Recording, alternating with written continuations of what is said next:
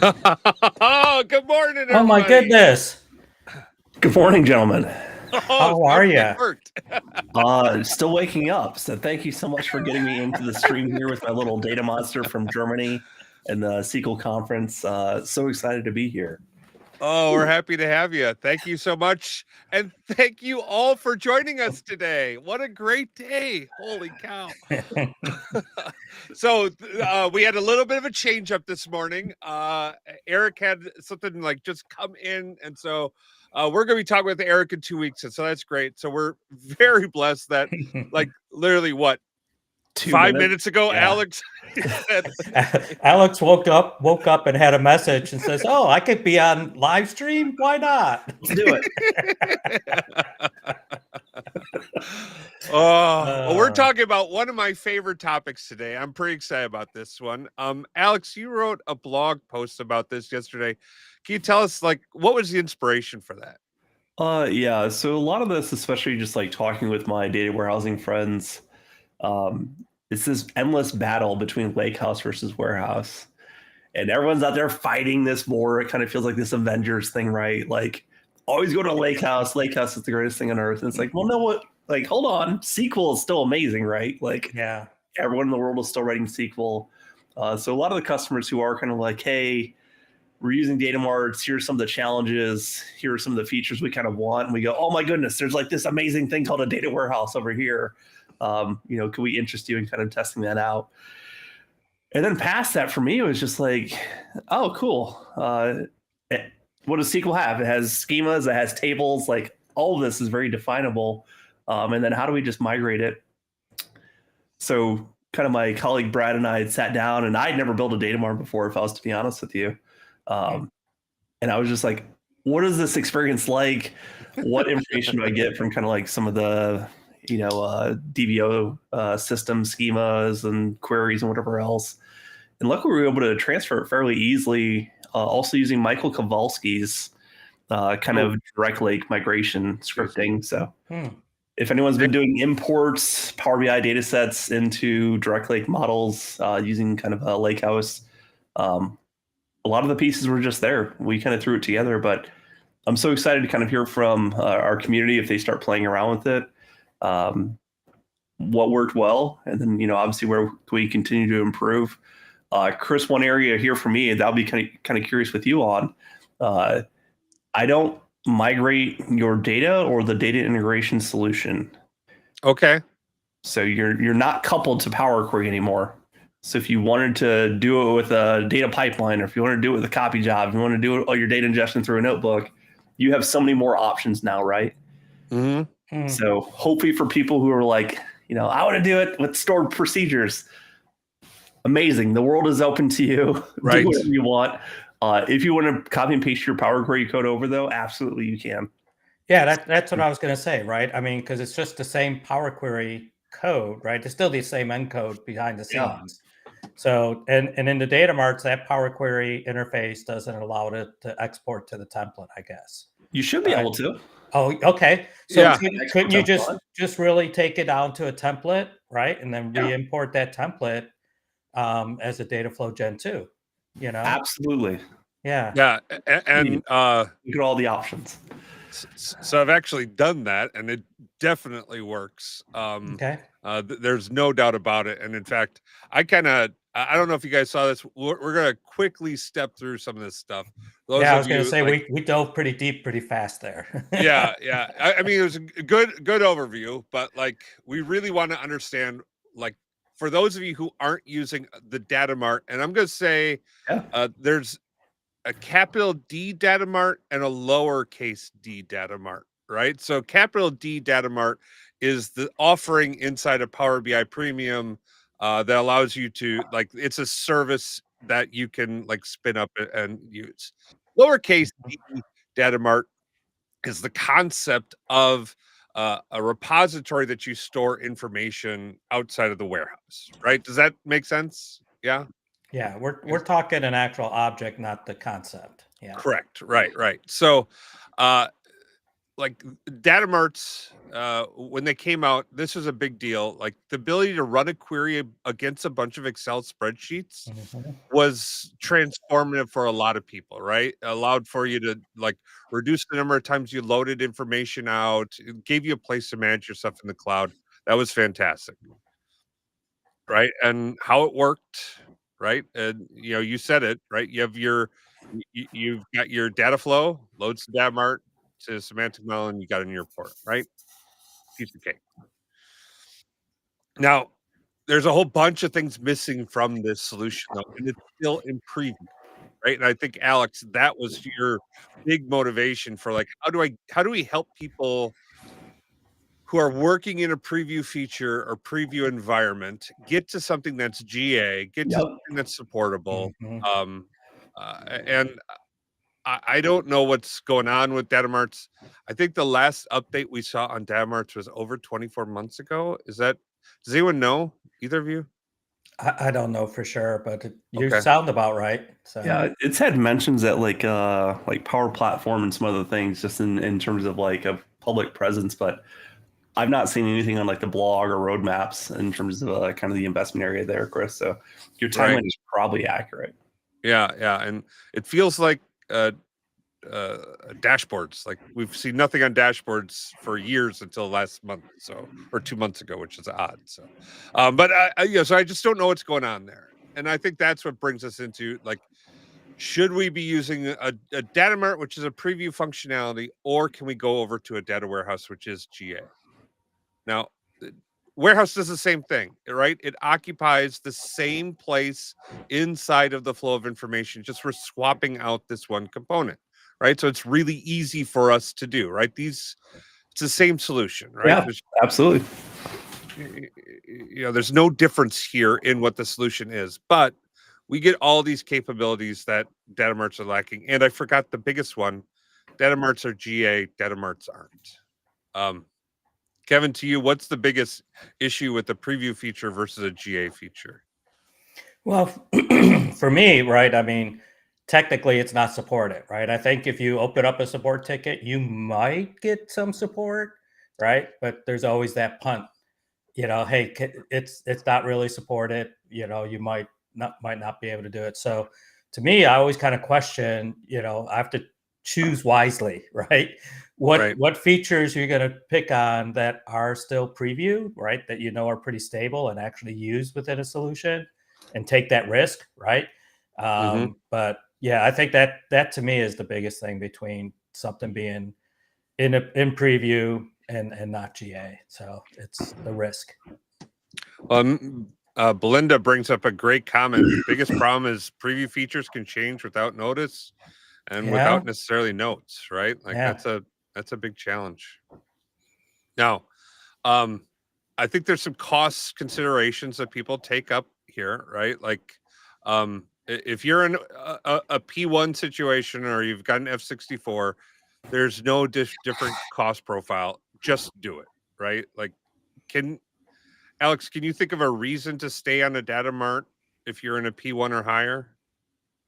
No, not at this stage. I mean, you have access to it. So, especially like looking at this comparison map, which is really fantastic, Chris. So thanks for kind of having all of this. I mean, for me, if you have a capacity and you have resources, like, oh my goodness, use your resources. And I know this was kind of a good debate over on Reddit too, where people like, I want to max my capacity to 100%. It's like, well, please don't do that too. Like, I know your job to be managing incoming support tickets, but live healthy. Like, find 85%, 90% usage, and then like have a little bit of kind of breathing room for those spikes. We absolutely want you to consume your CUs. So kind of in this example, like if you have headroom and you have an existing Datamart and you're like, we could transfer this to a warehouse. We have greater supportability here with all these new features and kind of CI/CD and whatever else. Like, it's a no-brainer for me. If you're in a PPU situation, you don't have access to capacity.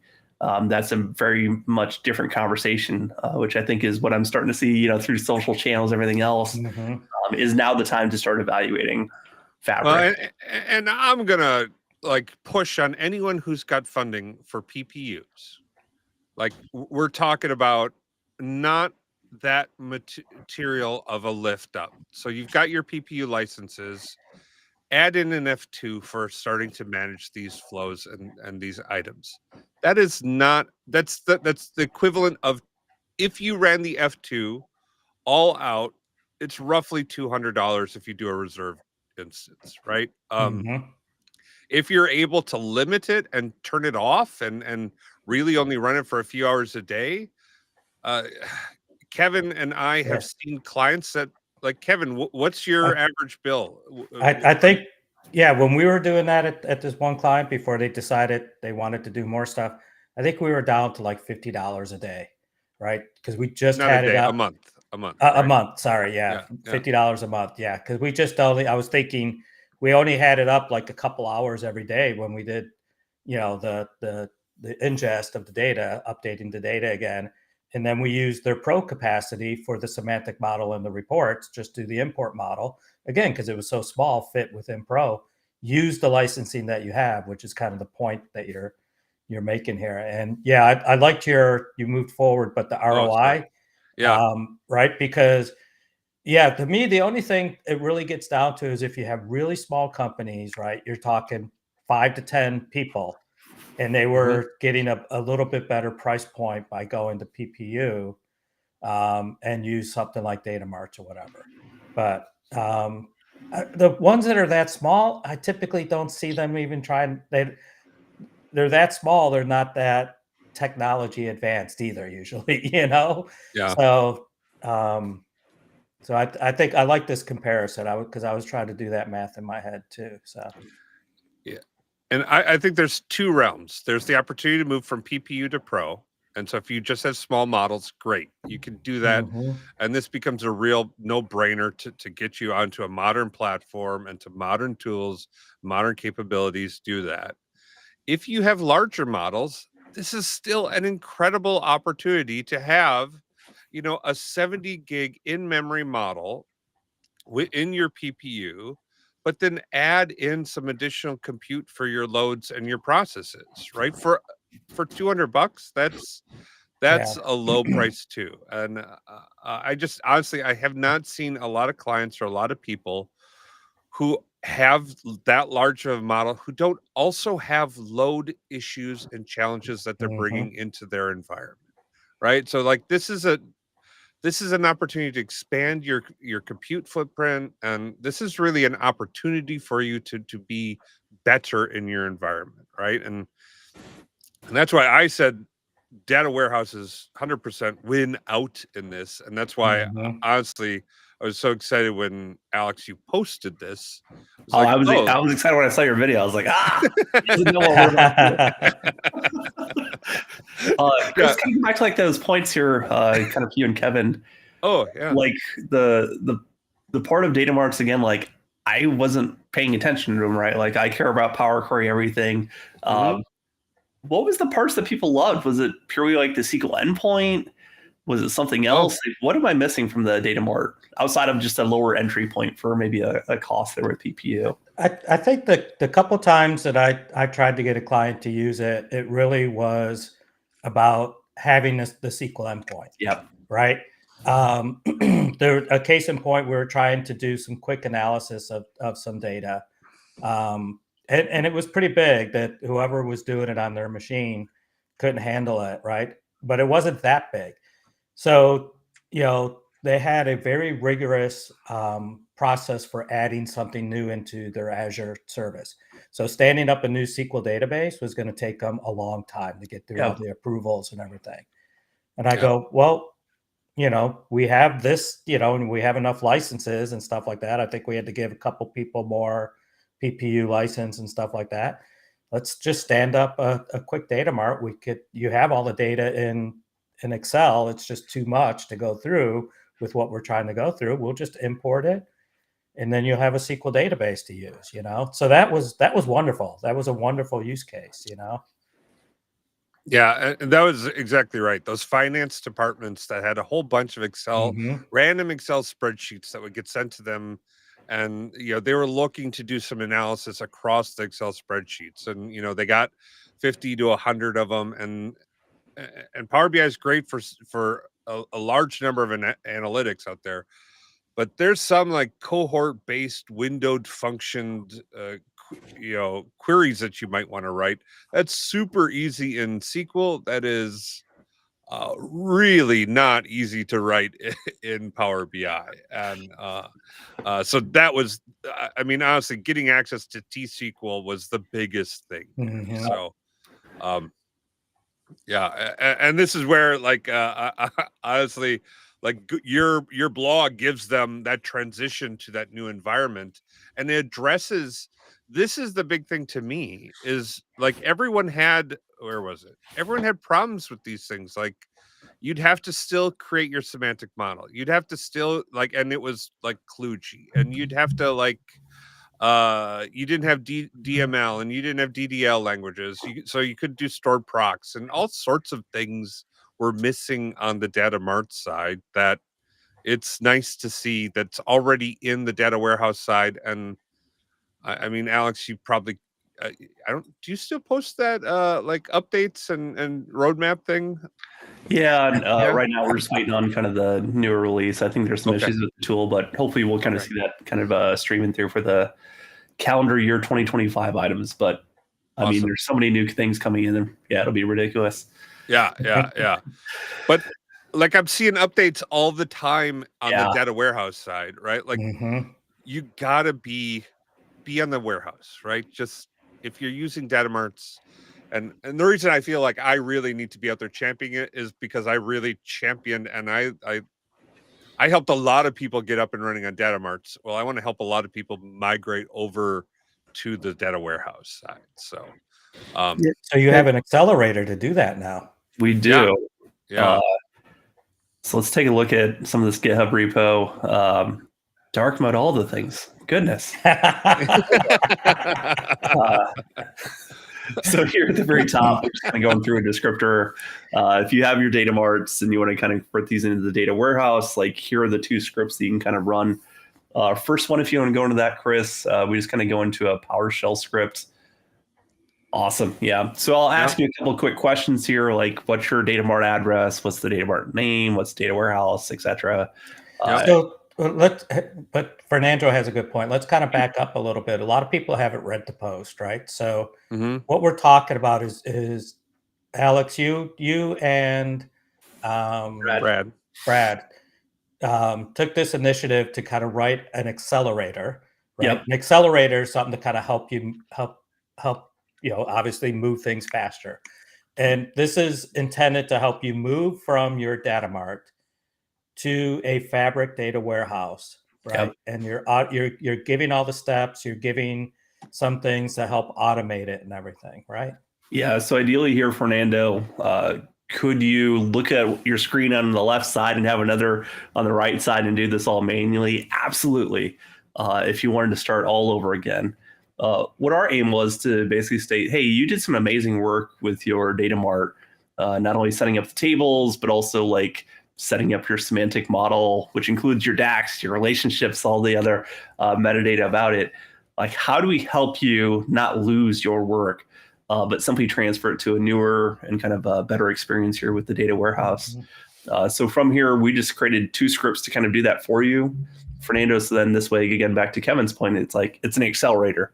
We're not rebuilding or redoing anything. We're not optimizing anything for you. We're basically stating, here's your work.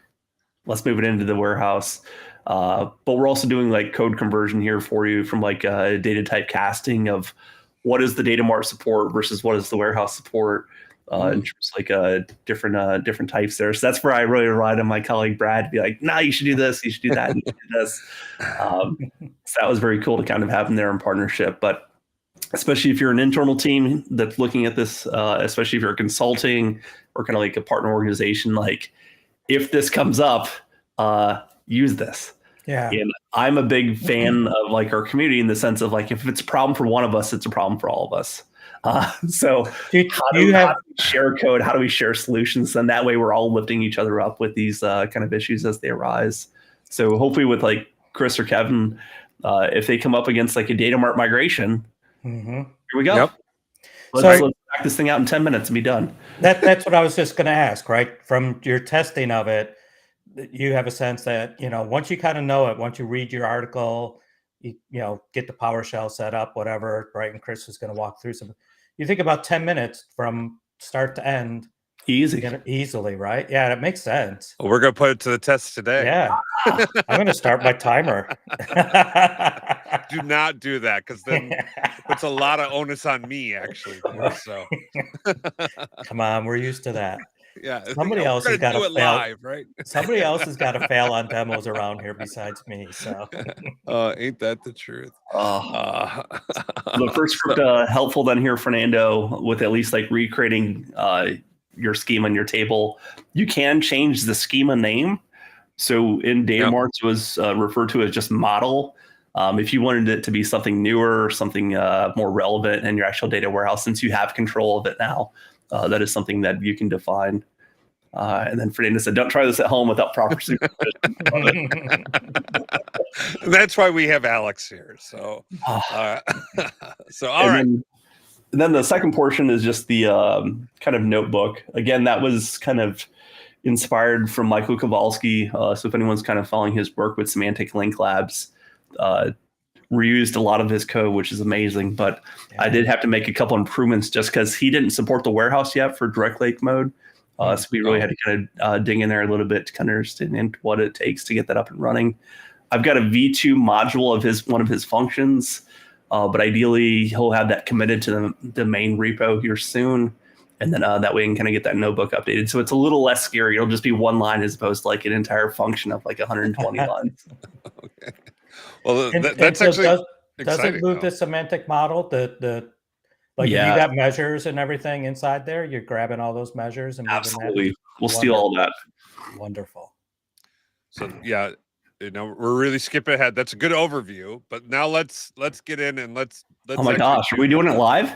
We're doing it live. We're doing a migration. So I have a Datamart, and I'm showing you there's no tricks up my sleeve, right? I've got a Datamart. I've got nothing. Okay, so I'm going to take my Datamart that is over here, my Kratos BI Datamart here. Wait a minute, I didn't do that right. I'm going to go and get the connection string on this, which I have to go into settings. And you've got a document out there. You put a link into where to go to get this connection string, right? It's all over here. Yeah, it's all documented here. So as I move through this, I apologize. I just know, like I kind of know where to go to get this stuff. So I'm gonna grab this connection string because that's the first thing that it says I need to do, right? It's get the connection string, and I'm gonna go in here. And I'm going to put in my Datamart server address right here. Whenever you run the script, it should ask you in prompts. Really? Yeah, absolutely. I read host. Oh my gosh. Okay. What the heck? All right. So let's see here. Where's my prompt? We're doing it live. So, and I am not okay. So provide your Datamart server address. Awesome. Enter. Provide your Datamart name. Holy cow. See, I told you, I'm just gonna make this as easy as possible. Shut the front door. Provide your data warehouse server address. Okay, so I need one already there. So I got to get a data warehouse. Oh, and look, I finally got the new menu. Oh, I love this new interface. Yay. But favorites, everything. I set up my favorites. It's so much easier now. So ideas.alex.com, ask you if you want to create a new data warehouse is what I'm seeing here.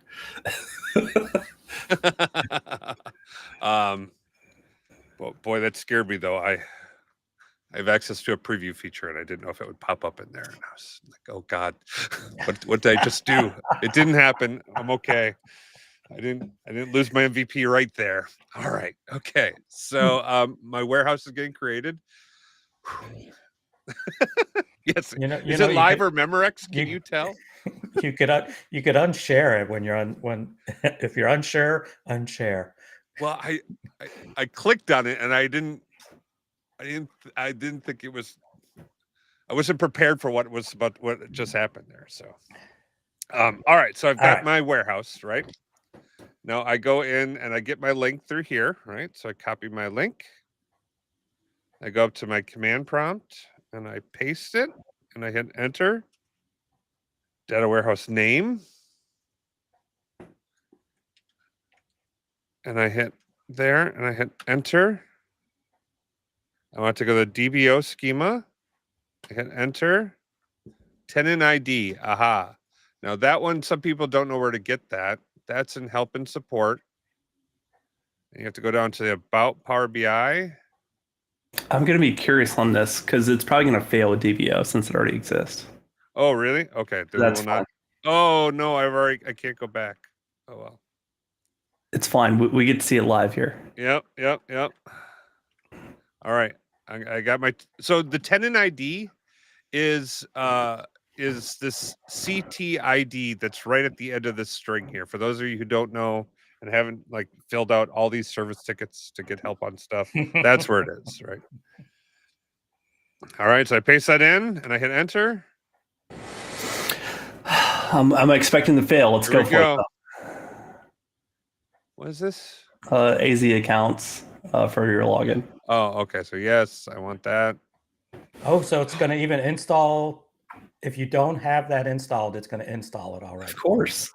You guys thought of everything, because that was a question we asked while we were getting prepared, right? Like, is all this stuff going to just run, or do we need to install these things? And because honestly, PowerShell so close. always fails for me because I don't have something installed. But let's see here. What happened here? That doesn't look good. Did I fail? Or did I run? I'm surprised it didn't prompt you to log in. Yeah. So let's see here. I don't think that worked. No, it would have said kind of a print message. Okay. So let's try it again. Let's try it again. Because, do you have your Windows V or what is it? Yeah, that's Windows V to go through the stuff that you were. That's. I don't trust that. What's that? You trust it. Well, let Chris. Man, I live by that. I know you have to. So I didn't consider the DBO thing, but would you want to have all of your like semantic model like schema stuff written to DBO, or would you want to have that kind of be its own separate schema? Like, how do you kind of think of that? That gold layer. My vote is its own schema, because my rule of thumb is nothing goes in the DBO. Yeah, DBO is so overused. I'd rather have nothing in there. Okay, so what do we want to call? Oh, and that's the warehouse name. So maybe that'll be my logic. If you insert DBO, I'll yell at you and be like, "Hey, I'm sorry, I can't accept that." Yeah, that's incorrect. Put in model just so we're kind of consistent. Then model, Chris. Yeah, MODEL. There we go. All right, kind of like Modelo, and then it's 5 o'clock somewhere, Fernando. Kind of like the restaurant I was at yesterday. On their menu, they told you could not order a steak over medium, past medium. Really? But yeah, good for them. So like, Alex yelling at everybody, you can't put it in DBO. Oh, you're getting yelled. Did you run with administrative permissions? Yeah, administrator. Here, we'll try it again. Oh, actually, well, I'll get it up and running on my side too. Okay, because there's nothing we don't like to do, like just trying this stuff live over and over again, because that's how that works. Yeah. Right? So, PowerShell.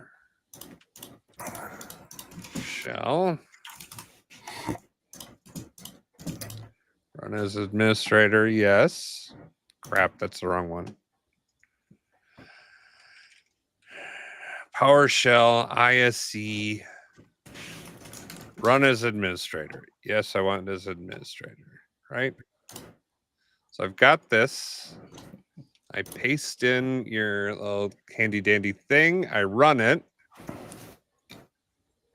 It didn't ask me to sign in. That's kind of interesting. Sure. Well, sign in should come in after all the prompts. So right. That's where I'm still like, why is it not yelling at you to be like, hey, Chris, you can't access the endpoint without signing in. Right.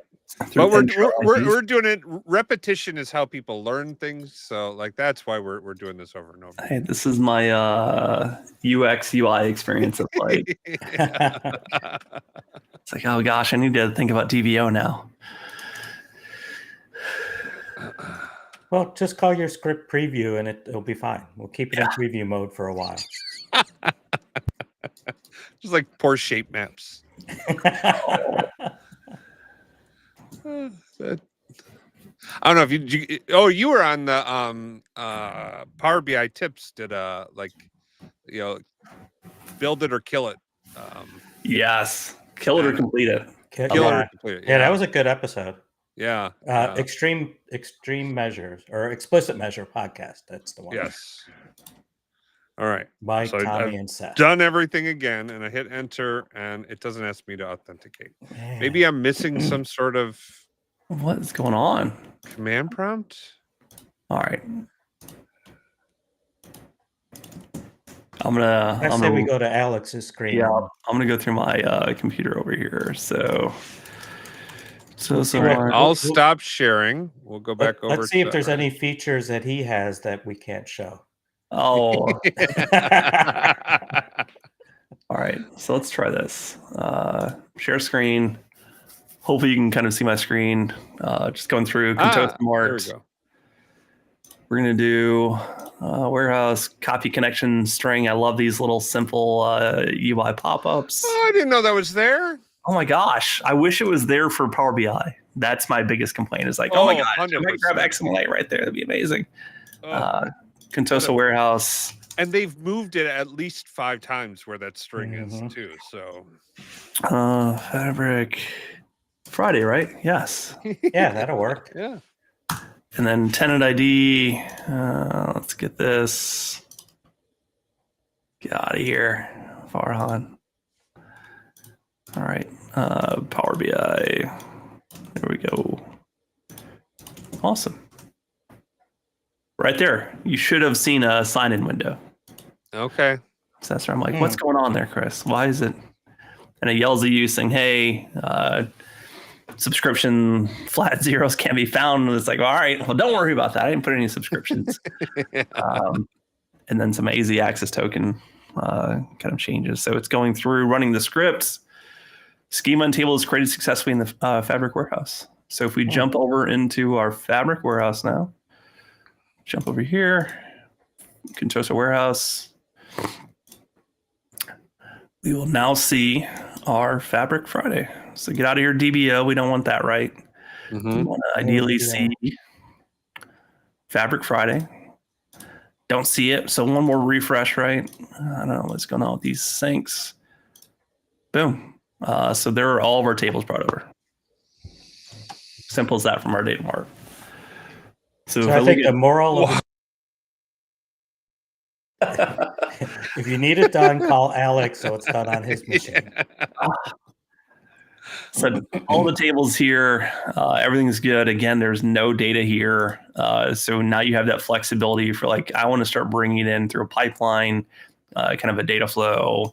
If you're setting up kind of a medallion architecture, whatever it may be, if you kind of want to have those layers of separation, like you have that full flexibility. If you want to truly copy over your Power Query M, oh my gosh, do it. The thing you have to remember here is go to get data in the warehouse, then new data flow gen 2, and it'll automatically configure all of your destinations for you as default. Oh man, that's much better than what I did the other day. That's fantastic. Yeah, because configuring each one it gets to be a little bit of a pain. Yeah, and then luckily one of the things too is you can't write to a new schema and table today from data flows, but if you have one that already exists, you can. So in these examples, like the currency test, it's a single column. If I was to go in there, I would be able to automatically create a new data flow gen 2 and write to a destination of Fabric Friday period currency test. We do support writing to schemas. You just can't create new ones from your data flows. Oh, okay. Gotcha. So that's ready. That's up and running. If we were to go back to kind of a notebook here, migration to Direct Lake.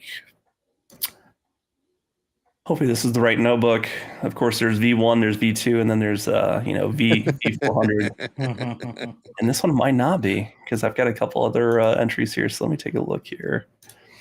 Updated scripts, likely. Much better. So workspace name, I'll just use the current workspace. Data set name, what was it before? It was Contoso Mart. Yep, was the semantic model. Contoso Marts. New data set name, Contoso Warehouse. Item name. The warehouse is called Contoso Warehouse. Man, I'm just good with these. Warehouse, and then schema name was Fabric Friday, right? Right. Fabric Friday. Cool. So this will go through. Again, I don't have to put workspace name, but if I wanted to, I certainly can, just for paranoia's sake. Come on. There we go. So if you were to fill out all the requirements here, you could run the notebook kind of top to bottom. I would probably recommend against that, just to go through some code cells. The reason for that is down here at the very bottom, rebinding all of your reports. So if you have existing reports that are connected to that Datamart, again, we don't have any data in the data warehouse yet. So it would be like, get everything else ready and then start loading in your data. Or if you wanted to load in your data kind of in between running this notebook, you can absolutely do that too. But let's go ahead and run these here. Start up the cells. But ideally, this should be a very seamless transition. I'm going to say also that rebind script that you have down at the bottom. If you're doing any DevOps with Power BI reports that you're going to be migrating in the DevOps side, that rebinding script has tripped up so many DevOps engineers I've worked with. So, really?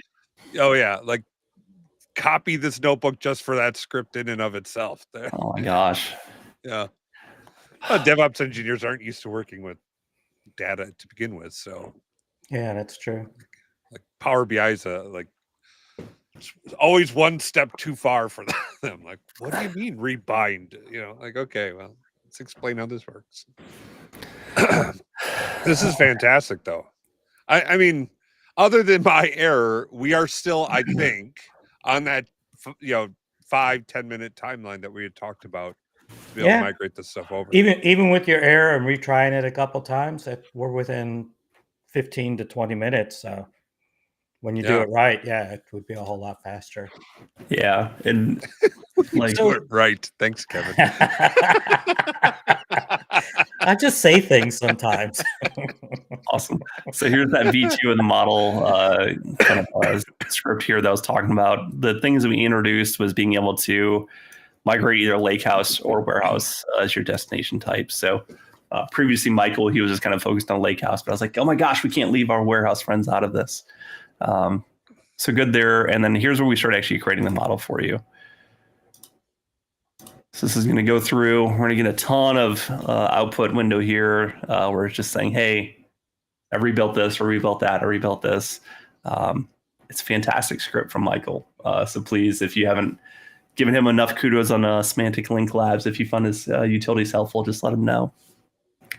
So I could say also, we are going to be doing a live stream on Semantic Link Labs on December 6th on Fabric Fridays.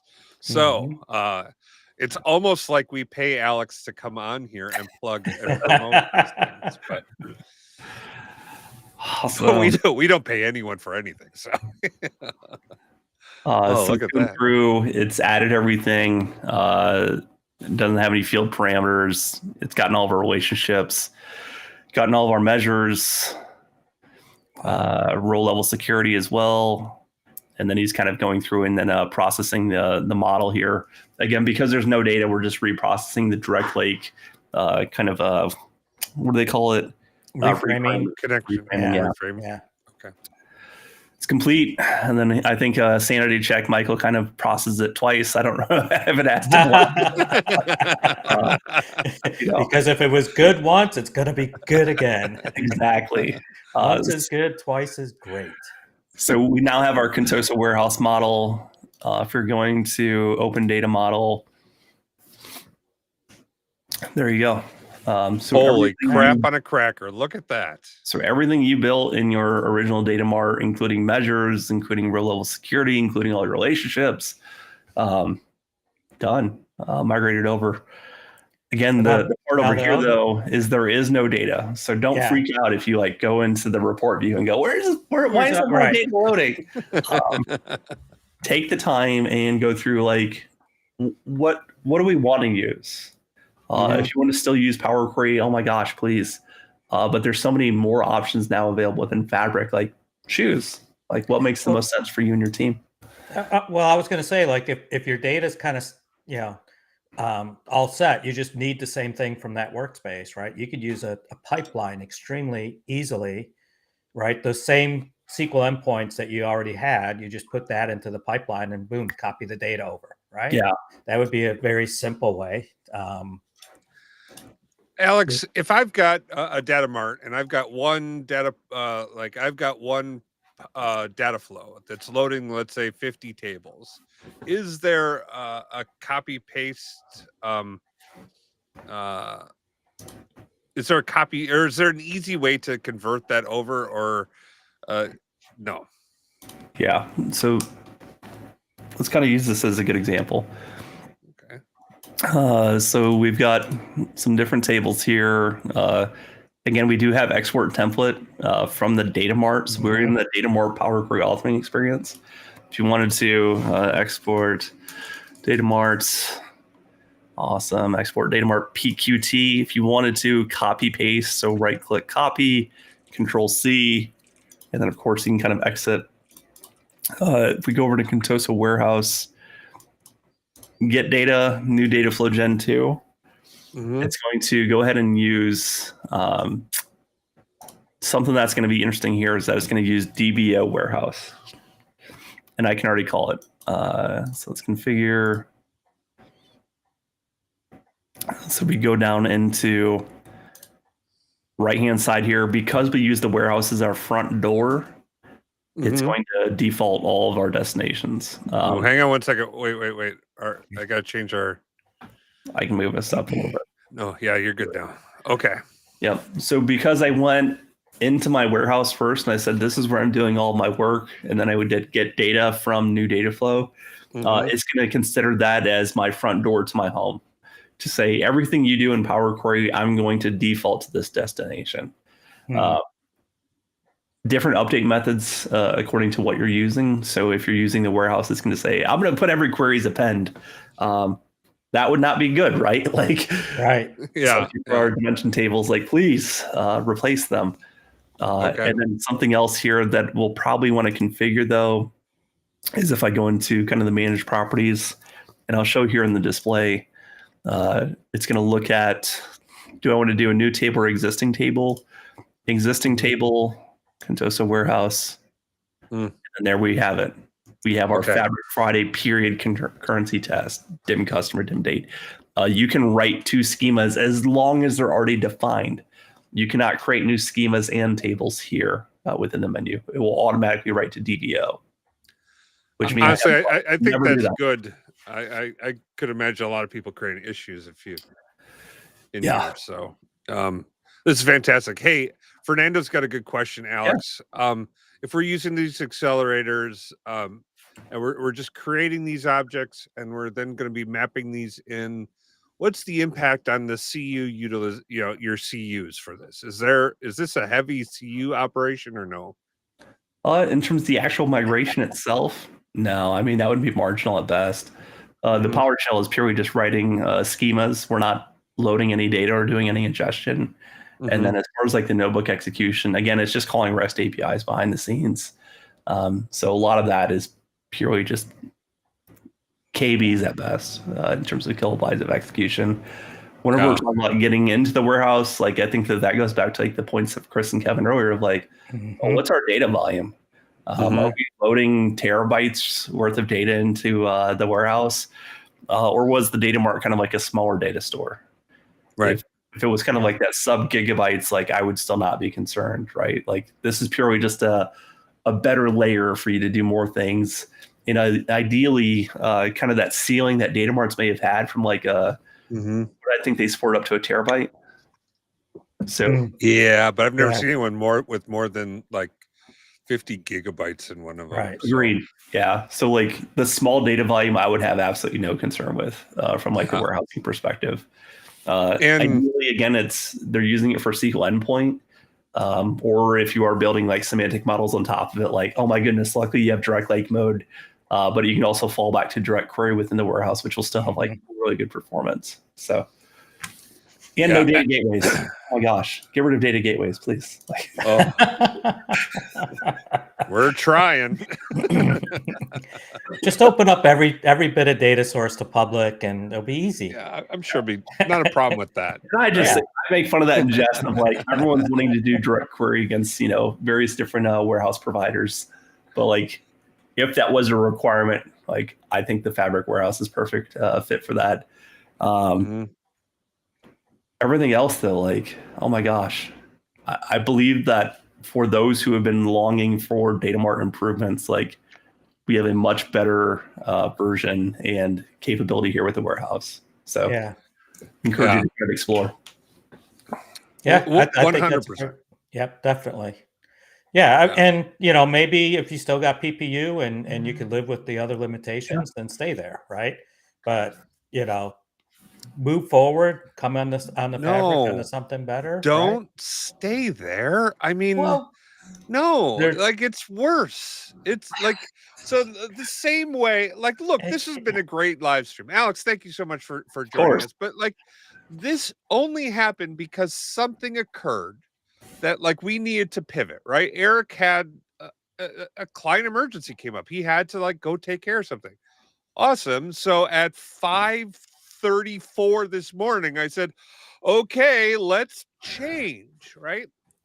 We need to be as flexible as possible in our solution. So when issues arise or when opportunities come up, we make that switch, right?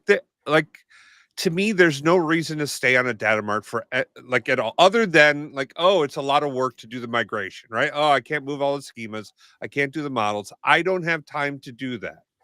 Well, right here, Alex has taken away that excuse because we have that code in place now to just migrate over and then you're done, right? Like don't stay on Datamart. Stop it.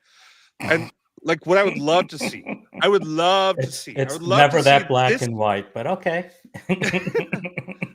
No, sometimes there's shades of gray. No, sometimes things are black and white, right? You just don't do things, right? So don't stand Datamarts, migrate off. And I would love in like 3 months if Microsoft came back and said, holy cow, no one's still on Datamarts.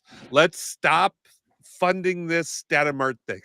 Let's put all of our funding into Data Warehouse, and then we'll deprecate that service, and no one will care. No one will care whatsoever, and we can move on with our lives, and we don't have to talk about it again. And then people will stop watching this video, and somebody will care. I said, have you been on Reddit? Have you been on social? Somebody will care. Absolutely, someone will care. Chris, do you know how many CUs customers have spent on Datamarts from their premium capacities? No, how many? Do you know? 0. Right. Really? So for the past 2.5 years, they have not been charged capacity units for Datamart usage because they've been in public preview. Okay. Well, then make it GA and kill them so that they see the cost of it. And I just want to use that as like perspective, like, oh my gosh, like you've got an amazing long run here with Datamarts if you've been using them. But if you are now looking at like a mission critical production application, here you go. Here's our GA feature. Here's a simple code migration solution. Again, I think the conversation started with like public preview versus GA. Like, what's your level of comfort? If you want to still continue to use Datamarts, like, oh my gosh, please have fun, have a blast, prove out value for your business, and then start making the justification. Which Kevin and kind of Chris have alluded to here. Like, there's some projects that are having a blast on like an F2, F4, and it's not large data volumes that they're kind of working with. It's finance in a spreadsheet, and really they just need that SQL endpoint to make their lives easier. So it's an interesting time, just in the sense of like, oh my gosh, we have so many different ways to kind of tackle problems, but at the same, like, things are becoming easier. Business folks like myself who are from Excel and from kind of a VBA background, I'm fighting with GPT to write code to do migrations now. Like, it's fun to come on and kind of share these solutions. Again, just because I recognize that it is a problem for people who do want to migrate.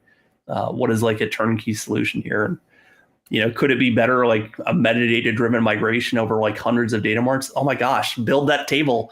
If you want to build a table and we'll just loop through those, like, absolutely. But hopefully this inspires some people who do want to kind of try things out. Yeah, definitely. Yeah. I think it will. And I think people will start migrating off of it, right? But kind of like to Fernando's point, they kind of started this, right? In Fabric, you almost have to be a CU manager, right? You have to think through what do you want to, I love that comment that you said on Reddit. They're talking about, I want my capacity at 100%. I would never want that, right? But you're always kind of thinking about what is the best way to implement something to reduce down and manage your CUs correctly. Wait a minute. Who said they want their capacity at 100% CUs at all times? Alex will send out the Reddit thread for you. Who wants their server pegged out at 100% all the time? That's you want to get the most. You're paying money. You want the most out of it. And Chris, that's where I think a lot of people who have been in kind of like the IaaS and PaaS world of like managing hardware, right? Like, you want people to use your stuff, but it should be in like peaks and valleys. Like, don't live at 100%. Right. If your servers you'll melt down your server room. If all of your servers are pegged at 100%, just be prepared for a fire. Run through the drills for what you do when that room catches on fire. That's just buy a better air conditioner. Oh, buy a better air conditioner. You better have a good halon system because you're going to be putting out server fire. Like, not like, it's a server fire, we've got to hurry and fix this. It's literally on fire is what you're talking about. So it's a great time to take your data marts and move them onto warehouses. Alex, thank you so much for putting this all together. Chicago Bears, go Bears. Ignite Chicago. Hopefully I'll see some people. Yes. Hopefully you'll see some people. I'm hoping I can go too. So don't think that I'm like there just yet. I did sign up for it to be virtual. So I'm going to run out my schedule. And so I'll virtually see you. Oh, amazing. I have 2 projects going live that week that are needing my attention. So I have not been able to. I mean, it's right before Thanksgiving, right? Like Chicago, if you need to come down, right. It is only 2 hours, and I can totally make that if everything is going fine. And so, awesome. All right. With that, we're going to wrap for the day. Does Alex? We'll give you the parting words for today. Oh my gosh. Be technically curious and try things. Like, it's such an exciting time for all of us. And I think for me, just like comparing notes, and that's something that I love on Reddit, is like, people are having good days and people are having bad days, but like, here's what I tried and here's how I kind of overcame that challenge. It's just such a fun time to be involved with everyone. So thank you everyone for like dropping into streams like this and having a bit of fun. Thanks for the chat for being so lively as well. I think just like, find time to also unwind, just because there's so much coming at us all the time with technology. Spend time with some loved ones, your pets, your animals, your friends, whatever it may be. That's my parting words. Spend time on Reddit to unwind. Oh my gosh. Please, just a little bit. Yeah. Join his community on Reddit. Where are you up to now? 6,000? No, we just passed 7,000, maybe 100 kind of this morning. And ideally, I want to kind of be at like 12 by the time we get to FabCon US. And I say this because we're at 136, 137,000 in Power BI. Mm-hmm. Wow. Could you imagine if I just got 10% of those to be new developers on Fabric? We will be the largest developer platform for kind of the data stack. which is crazy to think about, that we could have that many people developing warehouses and lake houses and semantic models and all this other stuff. Fabric is the future. 10 years from now, we won't talk about anything else. But we're all early adopters here, right? Like in streams like this, where we're comparing notes of like, here's what I did, here's what's working, and this metadata sync issue with like this SQL endpoint. Like Mark Price-Meyer did an amazing article a few weeks ago of like, run this script. It's just so exciting to like be an early adopter. And I say this because I wasn't around when Excel was launched, right? Like I didn't know the beginning days of Excel. Maybe if they would have had like an ideas.excel.com, they would have said, make all the cells be stars instead of rectangles. Like we have that choice now with our voice to go to ideas.fabric and be like, I want you to do this. Here's all my thumbs, get all your friends to vote. It's cool that you can have that kind of an influence over the product direction. So I hope everyone kind of takes advantage of those. Well, thanks again. And we'll see y'all soon, right? Awesome. Yep. Awesome. Absolutely. Everybody have the best day ever. Peace. Baker Tilly Digital combines strategic industry insight and advanced technical expertise to uncover and solve your digital transformation challenges. If you're interested in learning more, check out our website at bakertilly.com/digital.